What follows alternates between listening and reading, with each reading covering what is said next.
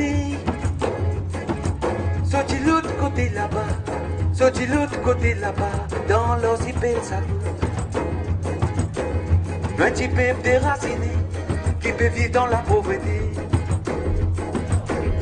Nous partons dans l'identité.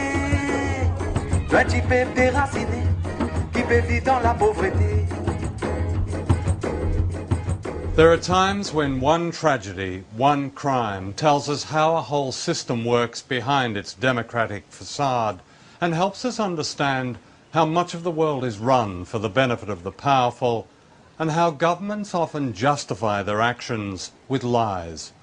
The film you're about to see is a shocking, almost incredible story.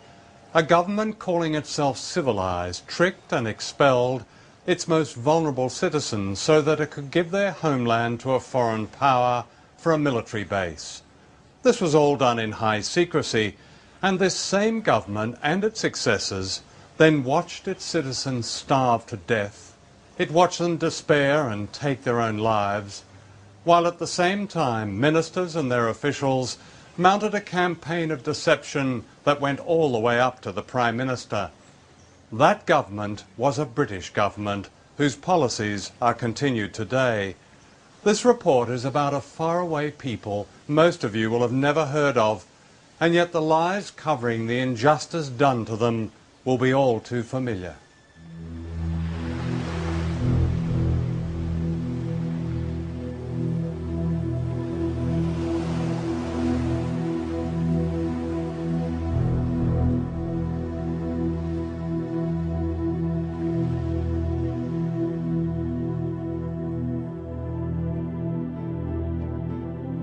This is Diego Garcia, the main island of the Chagos group in the Indian Ocean. It was once a phenomenon of natural beauty and peace, a paradise. Today it is one of America's biggest military bases in the world.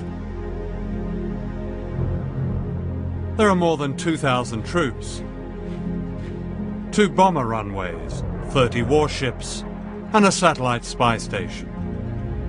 B-1 and B-52 long-range bombers extended their reach from the British base at Diego Garcia in the Indian Ocean. From here, the United States has attacked Afghanistan and Iraq. The Pentagon calls it an indispensable platform for policing the world. Missile launch right, 3 o'clock.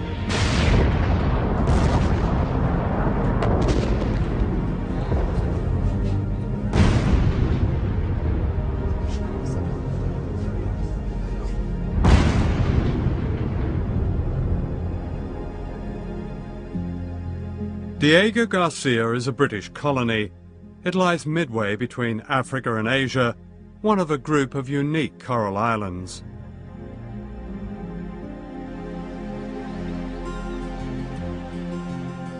This is rare film taken by missionaries before the Americans came in the 1960s. 2,000 people lived in the Chagos Islands, a gentle Creole population originally from Africa and India, whose communities dated back to the late 18th century. They were thriving villages, a school, a hospital, a jail, a church, a railway, and above all, a benign, undisturbed way of life. Si mon grand-mère Bisaïl, roi naissance le Diego Gracia, mon grand-mère n'est là-bas, mon maman n'est là-bas, moi mon est là-bas, si moi mon fait 6 enfants Diego, et nan di moun qui plus grand que mon grand-mère Bisaïl, qui gagne des enfants là-bas. Le Diego qui plus bon souvenir, nous tu manges, nous tu bois, ils amènent nous pas tu manques non rien. Ils amènent nous pas acheter non rien ici, à part de linge, pour nous mettre l'eau, nous. C'est un poule, canard, porc, moi, mon baniché, quand la mer sec, on allait me prendre, m'amène dans la mer avec moi, je t'attrape poisson, je t'amène, je mets devant moi. Unknown to the islanders, all this was about to end. A conspiracy was underway between the governments of Britain and the United States. The year is 1961. In this film, never seen before, the man on the right is Rear Admiral Grantham of the US Navy. His visit to Diego Garcia marked the beginning of a top-secret Anglo-American survey of the island for a military base so vast that it would cost over $1 billion. The Chagos Islands were then governed from Mauritius, 1,000 miles away. When Mauritius got its independence from Britain in 1968, it was on condition that it would lay no claim to the Chagos Islands. Hidden from Parliament and the US Congress, the deal was this. The Americans wanted the island, in their words, swept and sanitized. An entire population was declared expendable. All of them were to be deported. The British and American authorities implemented a policy decision that was aimed at depriving that community in the Chagos from basic supplies. No milk, no dairy products, no oil, no sugar, no salt, no medication, no more of the things you use in life. The effect of the policy was to terrify many of them into leaving.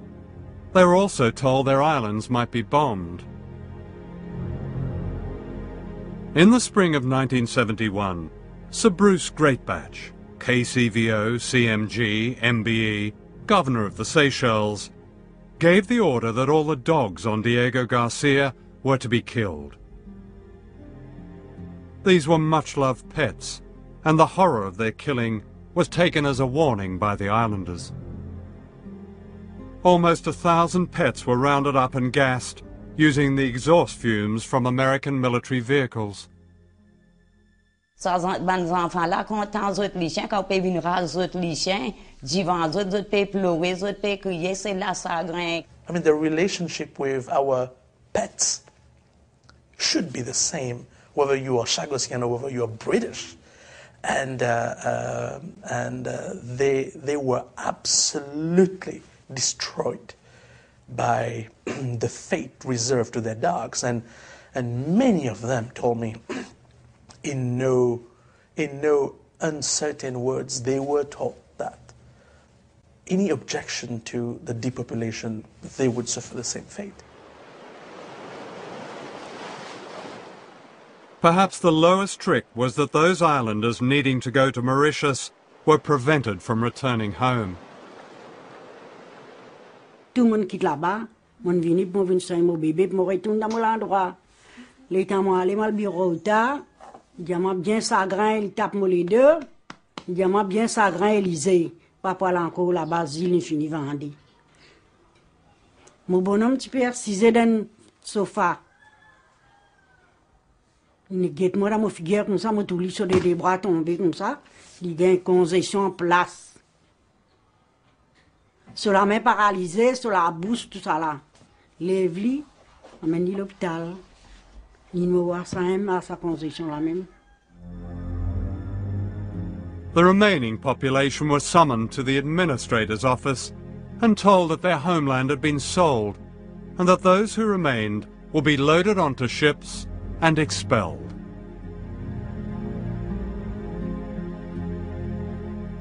In this photograph, people are standing in silence, stunned. Vini, il fait une réunion, un air, code bureau, on appelle nous tout, nous pas obligés quitter. Mais ce qui tu peux passer là-bas, nous tu connais, pareil, comment tu peux faire avec nous les chiens, tu peux faire ça même en nous, sans pitié. They were forced onto this vessel, the SS Nordver. They were allowed to take only one suitcase. Sir Bruce Greatbatch insisted that the horses took pride of place on deck. The women and children were made to sleep in the hold on a cargo of bird fertilizer, bird shit.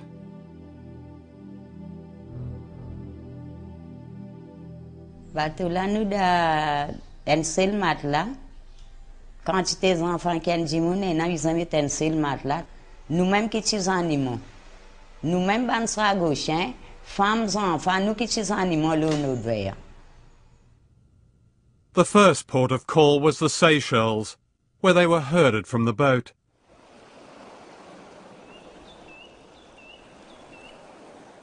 This is a rusting monument to their agony.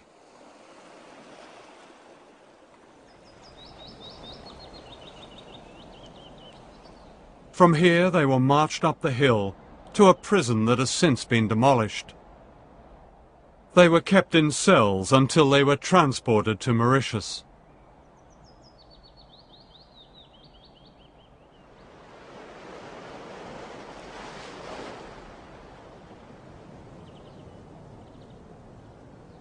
This is Port Louis, the capital of Mauritius. Here they were dumped on the docks, bewildered and terrified. Some of them stayed on the docks, waiting for the next ship to take them back home, you see. And there was never to be a ship to take them back home. They were taken to this housing estate, which was then derelict and had been taken over by animals.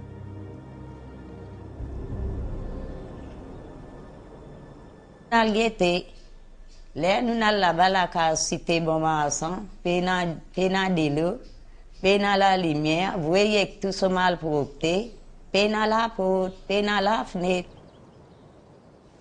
It was hell. I went and see them. Literally hell. What way was it hell, do you think? It was the filth, no water in those houses, and no sanitation. Oh, it was really... The children, they had no clothes. The children were absolutely, as if they'd been rolled over in ash and earth, and then when it rained, it was water everywhere.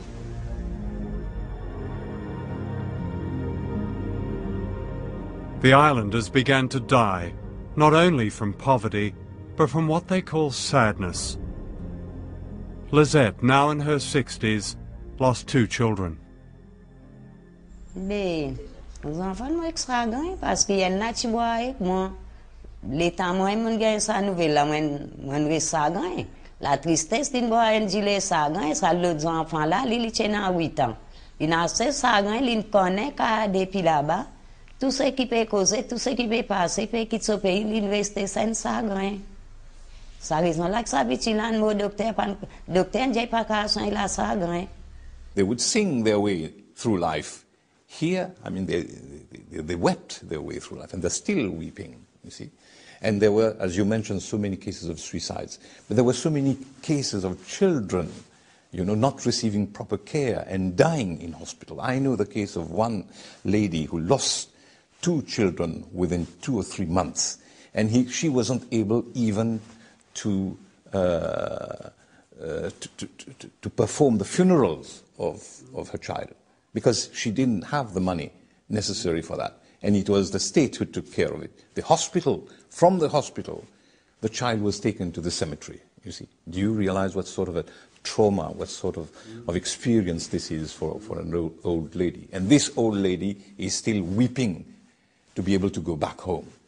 By the end of 1975, the secret expulsion of the people of the Chagos Islands was complete.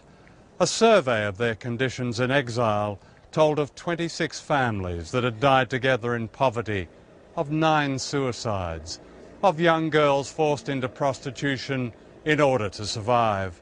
The report gave these examples. Elaine and Michelle Musa, mother and child, committed suicide. Leonie Rangasamy, prevented from going back, drowned herself. Tareen Chateau, no job, no roof, committed suicide. This was a glimpse of the suffering inflicted by the British government, and yet in a letter dated 16th of August 1976, a Foreign Office official wrote, and I quote, "Although we have no information about deaths, some deaths are bound to have occurred in the normal course of events.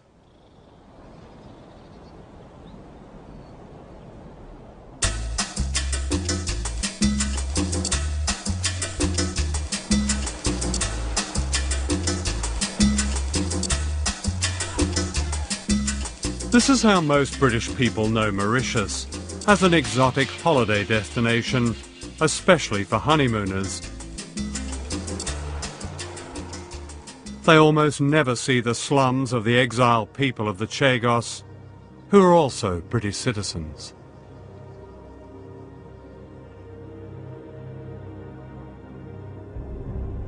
This is film taken in 1982 of a family of Chagos Islanders in exile in Mauritius. Here all 25 of them sleep in shifts in one squalid room, with the baby in a cardboard box. We found the same family living in the same shack, in the same terrible conditions. They still sleep on the floor. The rain still pours in. The toilet is still a hole in the ground. They are still so poor that they often go hungry. What was done to these people is today defined in international law as a crime against humanity. What has changed since they were last filmed 22 years ago? Your wife, she died, is that right? Yes, she died. Yeah.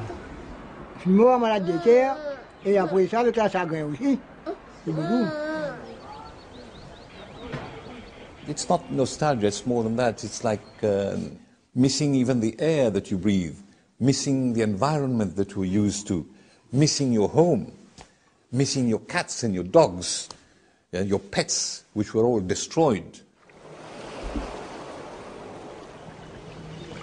L'état nous tu vives dans Diego, l'état nous tu vives dans Diego, l'état nous vives dans Diego, nous tu kuma payan que dans les airs.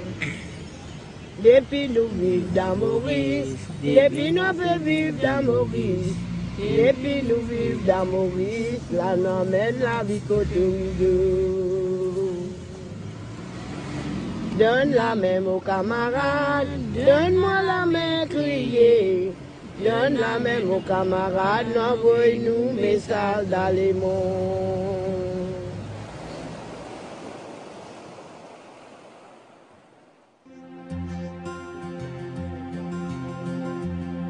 This is Olivier Bancourt, leader of the Chagos Islanders in exile. When he was a boy, he promised his mother Rita that he would lead the fight for justice for his people.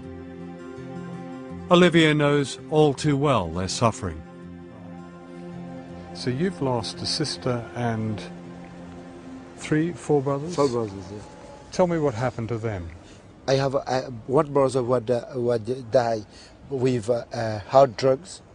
I have 2 other brothers who died with alcohol.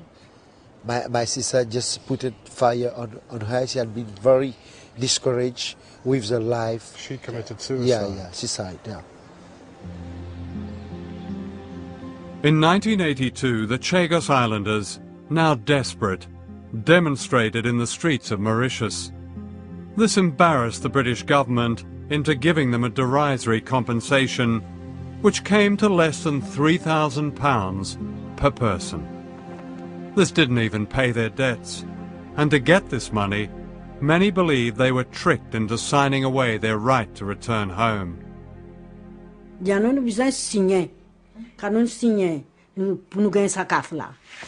L'autre dia nous signer pour mettre là-bas pour gagner ça. Après l'état nous ce qui continue, signer ce qui va continuer de mettre pouce. Et là d'autres nèg mettre en bas, mais ça même au prononce pour droit, c'est comme pour moi. Et ni moi ni mes enfants ici. Si l'étudiant, moi, je peux signer mon droit, mon renonce, mon île, mon parti pour prendre 8 000 là. Moi, la vie en mer, pareil, moi, mon paiement. Jamais, mon pas renonce mon droit.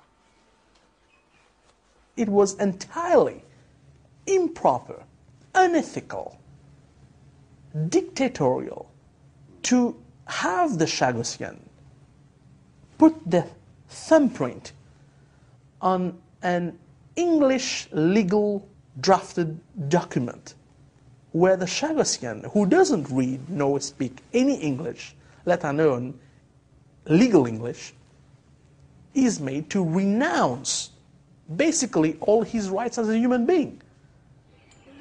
Renouncing their rights was precisely what the British government wanted them to do. They could then be forgotten. That same year, the government spent £2 billion defending the rights of the Falkland Islanders, who are white. My people, the Queen would say in a Christmas broadcast. So you send them 2,000 inhabitants of the Falklands, and you've got 2,000 people in Chagos. One out, the other one, we come to your rescue. Come on. Come on, you are all English, you're all British. Come on. What's the difference? Where's your sense of fair play, my fellas? Where's your sense of fair play? Mm-hmm. That could be a breakthrough, couldn't it? From a tiny lock-up in the poorest section of Port Louis, Mauritius, Olivia Bancour, an electrician, has taken the struggle across the world. And here you're with Nelson Mandela? Yeah, I am with Nelson Mandela, an example of human rights fighter, you see. We compare our struggle to the struggle of Nelson Mandela, who had been... In the 1990s, the islanders' struggle took a dramatic turn with the discovery of these documents in the Public Record Office in London. Here was the evidence that they and their supporters were looking for. These long-forgotten secret official files revealed the full scale of the conspiracy and the cynicism that drove it.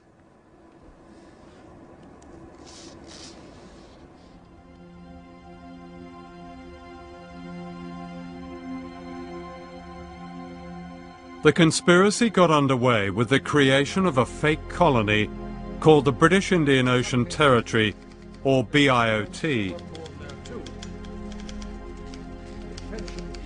The sole purpose of creating this colony was to kick the people out. And to do it, the Foreign Office invented a fiction.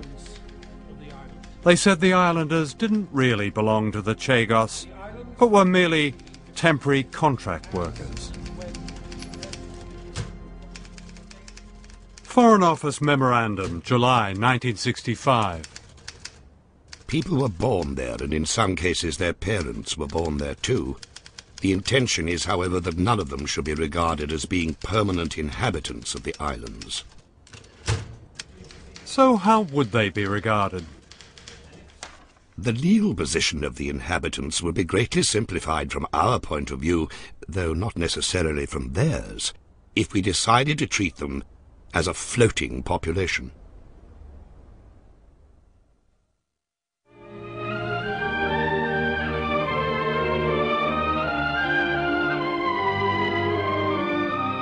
This long-forgotten British government film, shot in 1957, reveals the duplicity.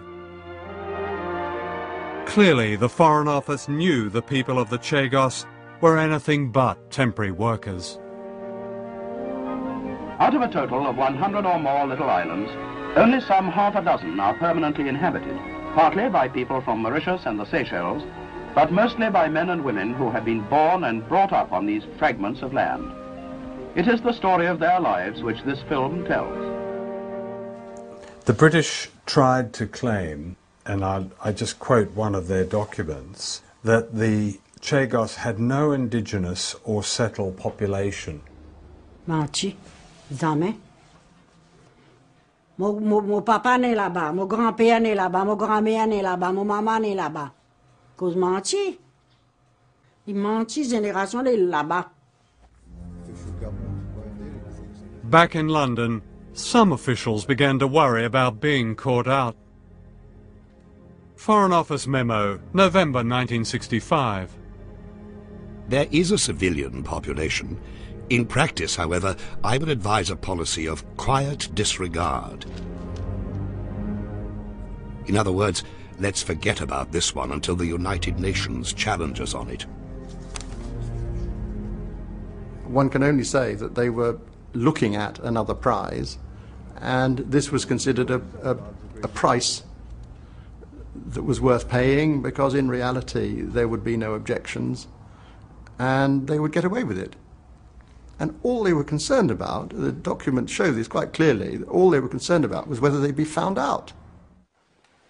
In that same month, the British representative at the United Nations, F.W.D. Brown, was instructed to lie to the General Assembly that the Chagos Islands were uninhabited when the United Kingdom first acquired them. I must remind you that this has been done in violation of the United Nations Charter. This is why it was done so in absolute discretion and using lies. I'm not mincing my words. They were lies, damn lies. What the official documents show is not just a trail of lies, but an imperious attitude of brutality and contempt. In August of 1966, Sir Paul Gore Booth wrote, "We must surely be very tough about this. The object of the exercise was to get some rocks which will remain ours.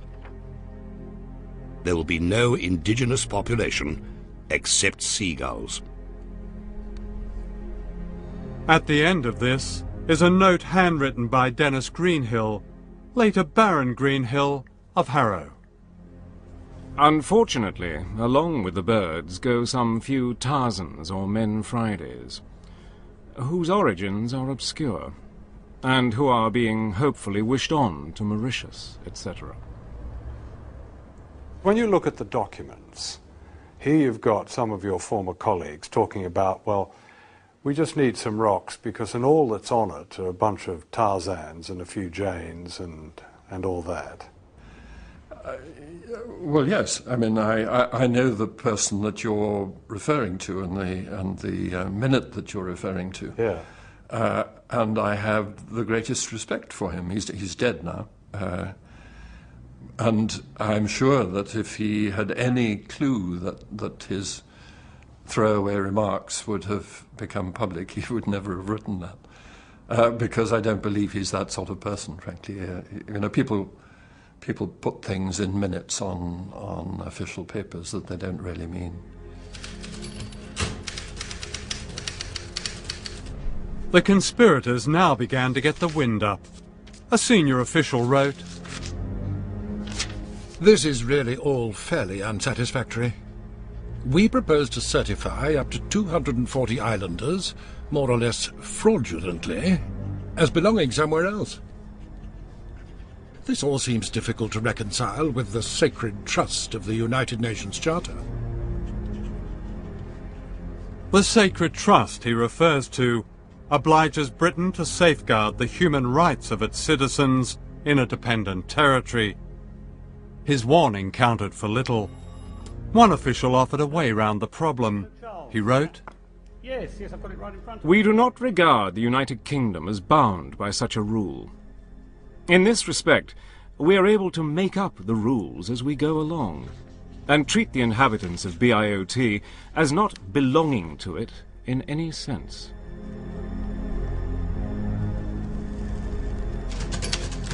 This same official summed up the whole charade in the subtitle of one of his reports, "Maintaining the Fiction."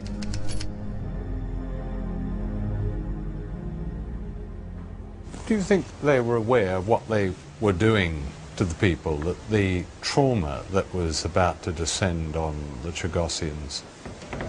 These boys in the colonial office, did they really care very much about... Come on. No, you know, you had your standard of living, you kept to it. Your pink gin at lunchtime, and you know. So they were just the natives? The natives, yes. Unfortunately. The cover-up went right to the top of government. It was drawn up by the Foreign Secretary, Michael Stewart, in the form of a secret minute sent to the Prime Minister on July the 25th, 1968. In this document, Stewart reveals that he is fully aware that Diego Garcia has a population going back at least 2 generations. He proposes that the government lie to the world that there is no indigenous population. On April 26, 1969, Wilson's private secretary wrote to Stewart saying that the Prime Minister approved the plan. The documents show that it was decided at the highest level by the Prime Minister, most particularly Harold Wilson. He knew very well that there was a population and they were going to be removed. The problem is that this is policy made almost on the back of an envelope. There's no democratic input. Nobody was asking questions, nobody was knocking on the door, nobody was there to represent the interest of the islanders. They just didn't exist as a political factor to take into account. Dennis Healy was Defence Secretary in the same government. When we asked Mr. Healy for an interview, he replied, "I fear I have no memories of the Chagos archipelago. Sorry." Lord Healy's a letter about not remembering the Chagos archipelago. Bollocks. Absolutely. He's an acute and intelligent man. On May the 6th, 1969, Healy's private secretary wrote this letter to 10 Downing Street. It confirmed that the Defence Secretary had read Stewart's plan and agrees with its recommendations. In Washington, a parallel conspiracy was taking place, also in high secrecy. The object was to keep the expulsion of the islanders from Congress. So payment for the lease of the islands was disguised as a $14 million discount on a Polaris nuclear missile about to be supplied to the Royal Navy. Is there ever a time when people in power consider the consequences of the imposition of that power? Because the consequences for the population of Diego Garcia were disastrous. The circumstances involved how many? 2,000 people. 2,000 people. Who'd been living there since the end of the 18th century. Well, a fair number of them, if I remember, were external labourers who had been brought. That's been shown to be untrue. The British government tried to represent them as that. They were an indigenous 3-4 generations. As I said, I went through this record some years ago, and at that time it was said that these were imported laborers to some degree.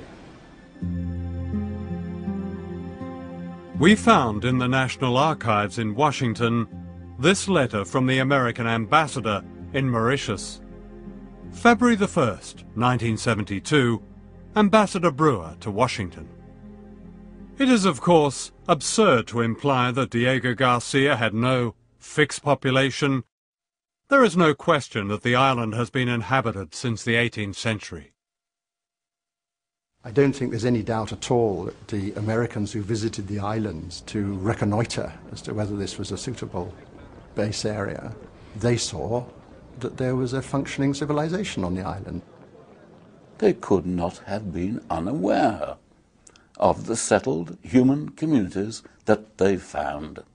So when Schlesinger said they didn't know, they'd looked into it, that just... No, amnesia, at best. That's all you can say to that. It was not true. They knew. There's another... And they collaborated together on how do we get rid of these people? How do we lie that they're simply contract labourers?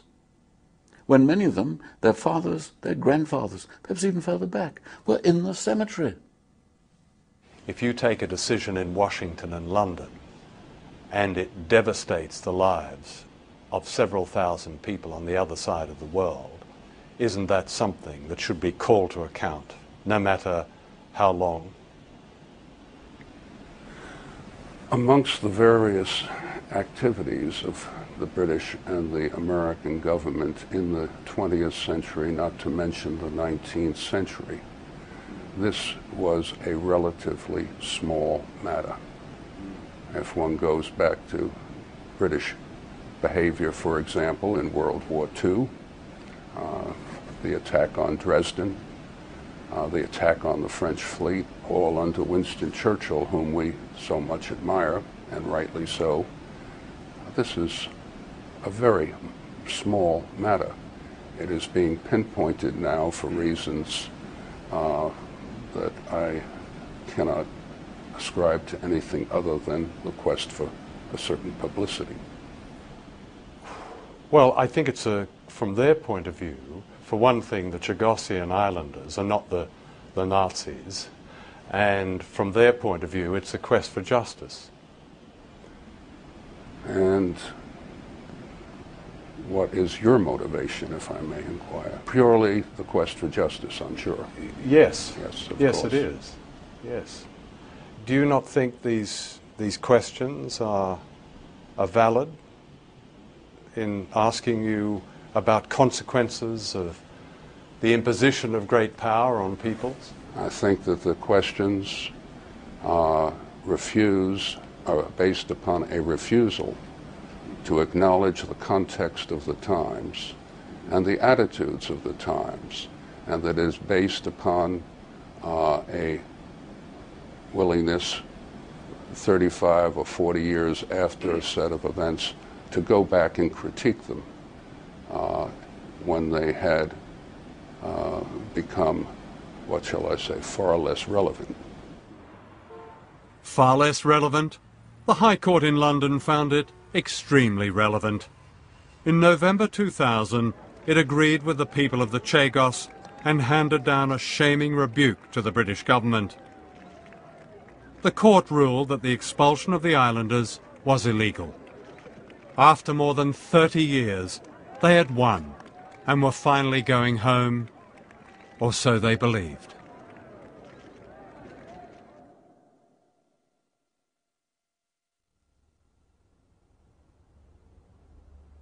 The Victory Day for the Victory in the High Court gave Olivier Bancourt and his people the right to start their lives again.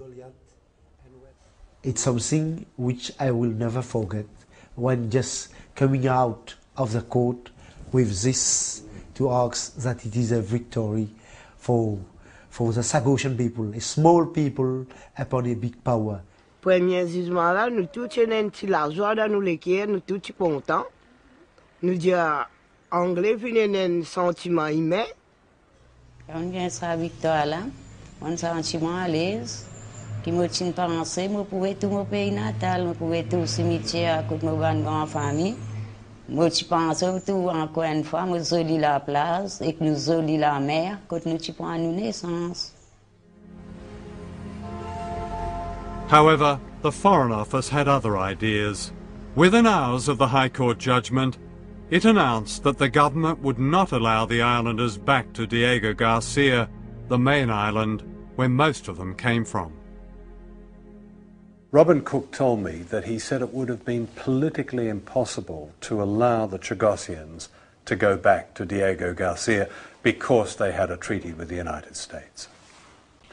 Well, the first thing to point out there is that this is British sovereign territory. The British have a duty to their own citizens. They have the legal power to tell the Americans what policy and what immigration law they're putting in place on the islands. But in the meantime, we've signed a couple of pieces of paper with the Americans, and we now regard our obligations to them as paramount. I just don't see the logic of that. And to keep the people from the rest of the Chagos Islands, the Foreign Office invoked something called a feasibility study, which would question if people could survive in this idyllic place where they had lived for 6 generations. This study consulted not a single inhabitant of the Chagos Islands. After the High Court victory, the government promised the islanders that at least they could visit the graves of their families. Boats were chartered here in Port Louis, Mauritius, but they never set sail. Baroness Amos, Tony Blair's leader of the House of Lords, explains why they never went back. We chartered a vessel. Unfortunately, the vessel was not made available. We are happy to reinstate any such visit, but it would not include Diego Garcia because of the reluctance of the US government. The president of Mauritius, Kasamu Team, took her up on this. So I said to the Baroness, I said, Britain has no objection. She said, no, Britain has no. She said, do you allow me to take the matter up with President Bush? She said, by all means. And this is what I did. I wrote to President Bush. The reply came, I'm sorry to say, we don't deal with the Mauritian government, we deal only with the British government. And the British are not agreeable. It's black and white. The British are not agreeable to this visit. And we agree with the British. So they've been playing table tennis, ping pong, with the Chagosians. When we go to London, we are told it's an American problem. When we go to Washington, we are told it's a London problem. It is an arrangement between them to treat this problem as a ping pong ball. And it's terrible, because by the time the ping pong game is over, well, there will be no Chagosians left. By June this year, the Blair government had run out of excuses, but there was still one more trick to play. Have you ever heard of something called an Order in Council? It's a royal decree using archaic powers, which unknown to most of us are still invested in the Queen. It's a cosy arrangement. The Queen rubber stamps what in many cases politicians know they can't get away with democratically. On November the 5th, 1965, an Order in Council was issued by the government of Harold Wilson.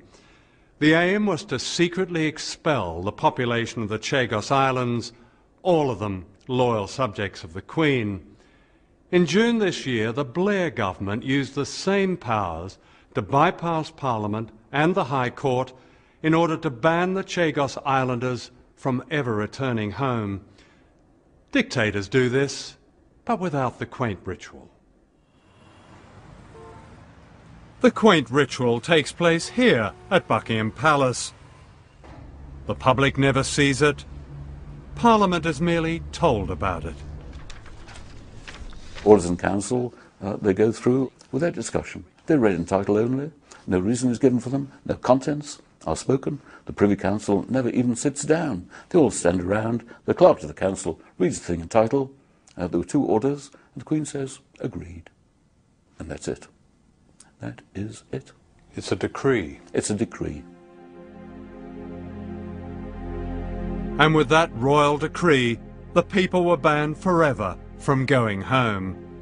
It was June the 10th, 2004, election day in Britain, when they thought no one would notice.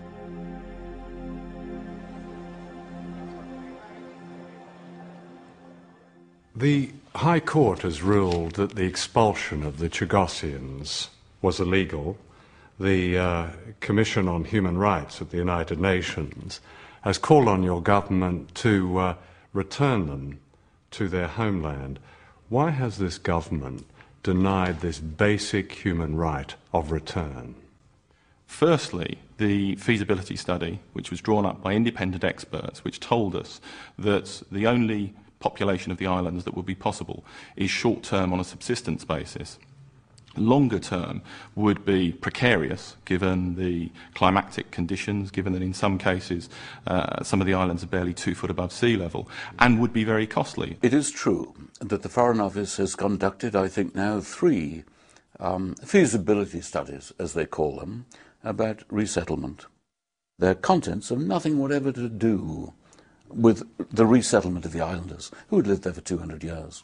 Page after page after page is devoted to establishing that the beaches are made of sand. Take your shoes and socks off and walk across them. You know what sand is, I know what sand is. They then go on to say human interaction on global warming will make occupation of the islands precarious for a resettled population. But that's a very strange statement, because there is a settled population. There's hundreds of American military and thousands of civilian workers. They're all on Diego Garcia. They're not going to sink under the waves. Far from sinking, they're sailing on it, swimming in it, playing in it, and having a Barbie next to it. And what do they call this unlivable place? Fantasy Island. Nobody takes those conclusions seriously, and insofar as the government repeats them, I'm afraid they're just opening themselves up to ridicule.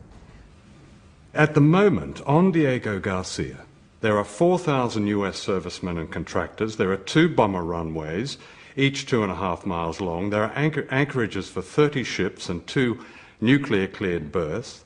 There are space tracking domes and weapons ranges. It's the biggest American base outside the United States, which the US Navy describes as indispensable.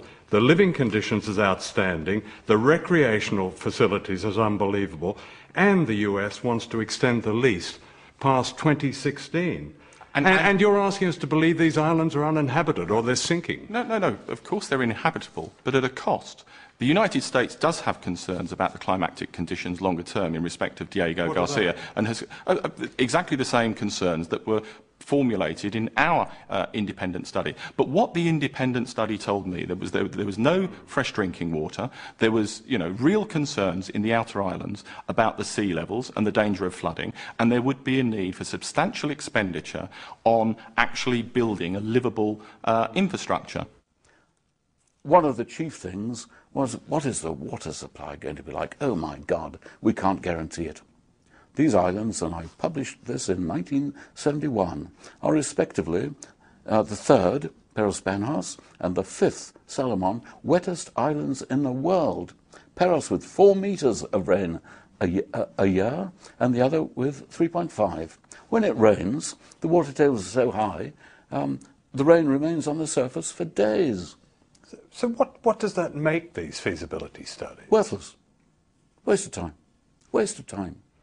Let me ask you, does this government, do politicians in this government, because this story has shocked most people, do you not feel any shame for these actions? I've said to you at the beginning, I am not seeking to justify the decisions that were taken in the 60s and 70s. I mean shame now, because you used the same powers to ban them. No, I don't feel ashamed, because I took what I believe, and the government took, a responsible decision in the circumstances almost 40 years after the last Chagosian lived within these islands, and I was being asked, and the government and the British taxpayer was being asked, to pick up the financial tab to allow, almost on an exploratory basis, for people to go back to the islands.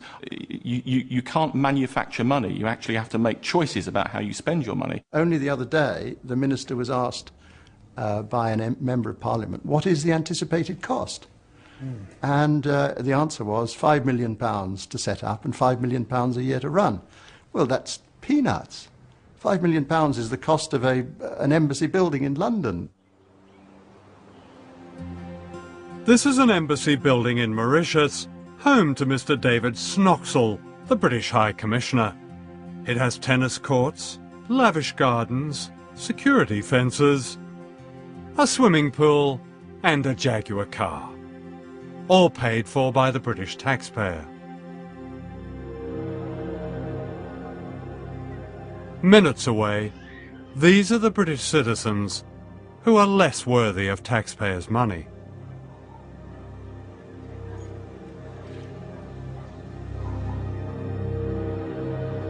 The reason the government won't allow the islanders to go home is not money. It's power, American power, and its self-given role to dominate. Might is right, and the great powers have the might, and therefore the right to do anything they want, wherever and whenever they want. They wanted the Chagos Islands, in particular Diego Garcia, for a base. They take it, they grab it, it's their right.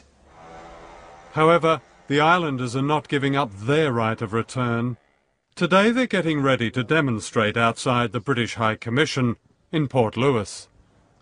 So these are all going on the demonstration to the High Commission. Yeah, of course. This is a particularly relevant one, isn't it? Yeah, yeah. When I mean, that's quite a serious indictment. Yeah, of course. You're referring to the High Court found in your favour that you could all go home, and the British government has prevented you from going home. This is why it's true. It's something that everyone must know about it. The British government seems to be using all of its powers to even capture the law and using it for its own political ends. You know, by overturning the High Court ruling and saying that this is no longer on, that by referring to the Crown prerogative and going back to these medieval laws and overturning the legal decision to allow these people back to the outlying islands, that to me is a capture of the legal powers of the state that really only happens in totalitarian regimes. The struggle and the dignity of the Chagos Islanders were displayed here by elderly ladies having to stand on the street and shout for their basic human rights.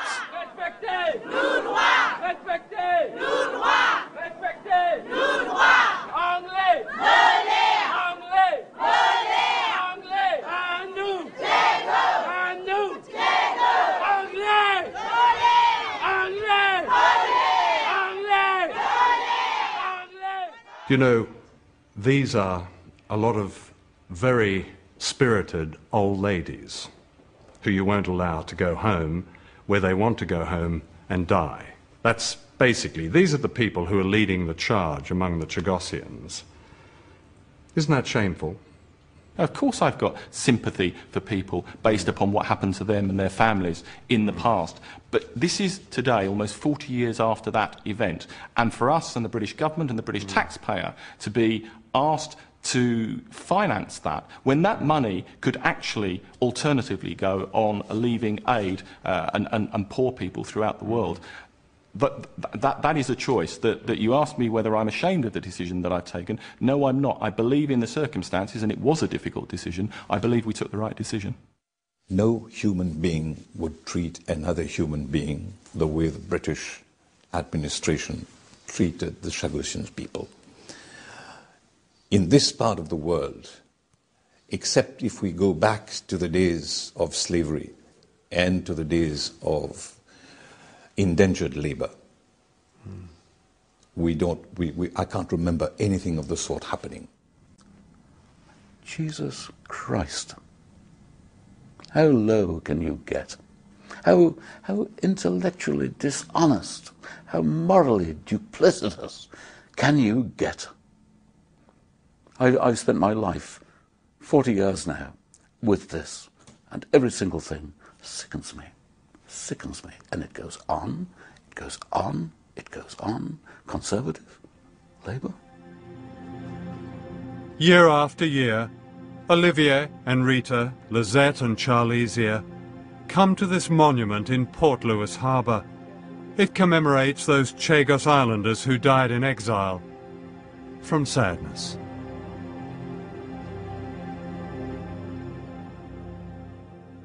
Il bien sacriant, il bien faire les cœurs faire mal, et bon Dieu pour punir les autres ça qualité matière que les autres peuvent faire nous souffrir là.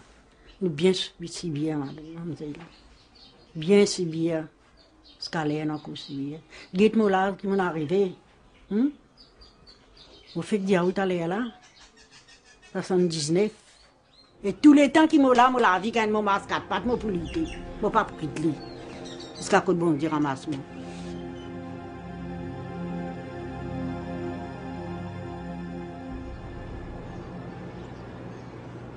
The film you've just seen is not only the story of a single injustice, it's a rare glimpse of great power at its most ruthless.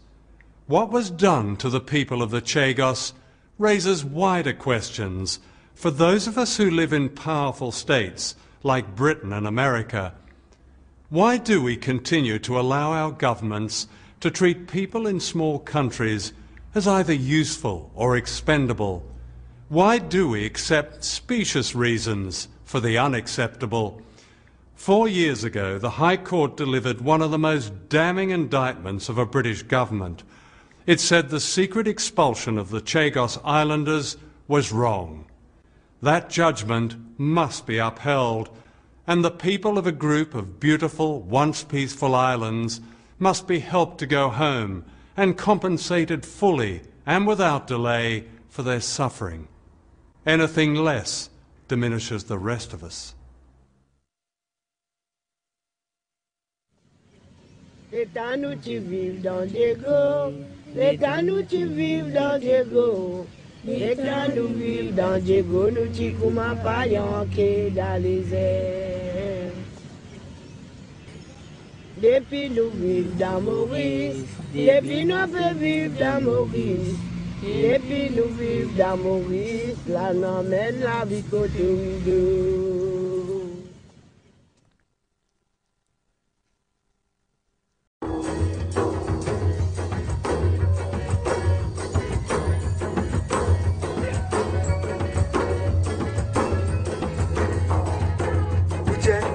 Déraciné, sorti l'autre côté là-bas, sorti l'autre côté là-bas, dans l'océan salou. Un petit peu déraciné, qui peut vivre dans la pauvreté. Nous partons dans l'identité. Un petit peu déraciné, qui peut vivre dans la pauvreté.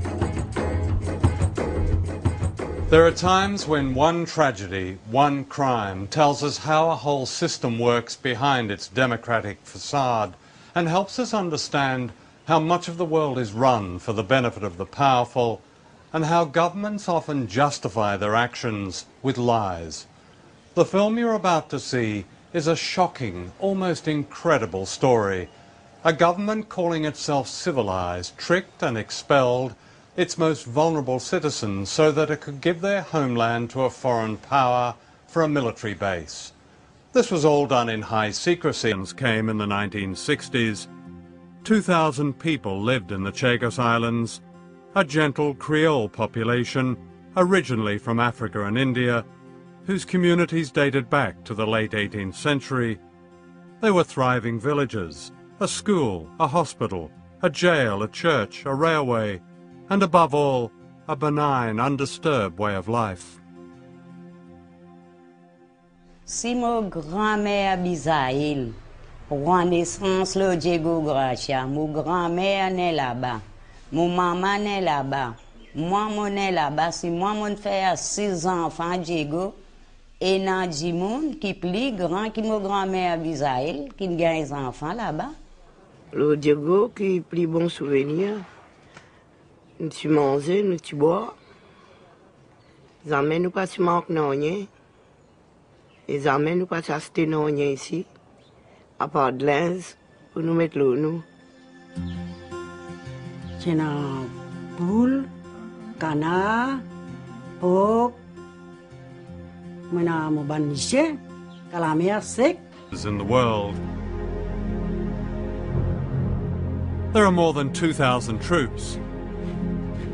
2 bomber runways, 30 warships, and a satellite spy station.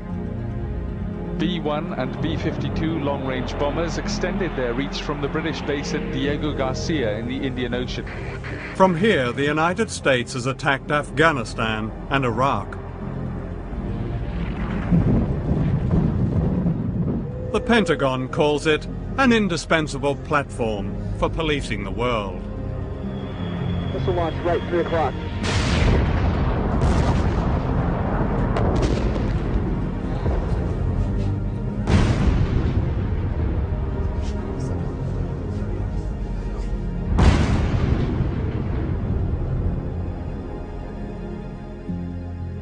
Diego Garcia is a British colony. It lies midway between Africa and Asia, one of a group of unique coral islands.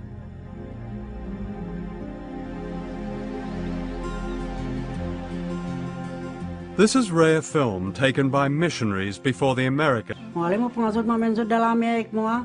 Je t'attrape poisson. Je t'amène, je mets devant moi. Unknown to the islanders, all this was about to end. A conspiracy was underway between the governments of Britain and the United States. The year is 1961. In this film, never seen before, the man on the right is Rear Admiral Grantham of the US Navy. His visit to Diego Garcia marked the beginning of a top-secret Anglo-American survey of the island for a military base so vast that it would cost over $1 billion. The Chagos Islands were then governed from Mauritius, 1,000 miles away. When Mauritius got its independence from Britain in 1968, it was on condition that it would lay no claim to the Chagos Islands.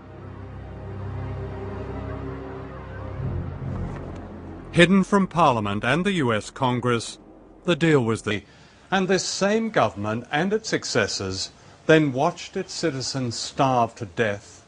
It watched them despair and take their own lives, while at the same time ministers and their officials mounted a campaign of deception that went all the way up to the Prime Minister.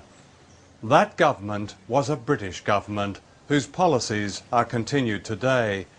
This report is about a faraway people most of you will have never heard of, and yet the lies covering the injustice done to them will be all too familiar.